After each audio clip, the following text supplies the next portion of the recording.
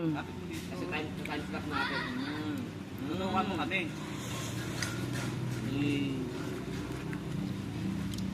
Guys, kam tayo. Kulang na lang ang swimming pool dyan ah. Kulang na lang, sasabihin ni Robert na Sarili ka yung ano ah, pwesto ah. may kain ako. Siyempre, yung pambato ko, hindi magpapatali yan yan oh.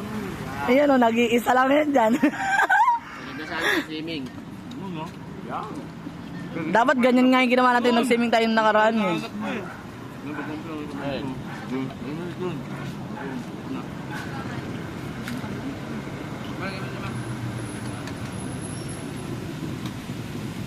Ang sarap. Nakatuwa mo yung anak mo, Ken? Nakain mo.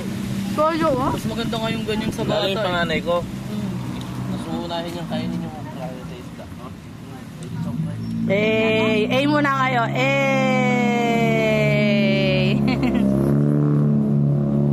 Bala kayo dyan sa kakain. Kaya.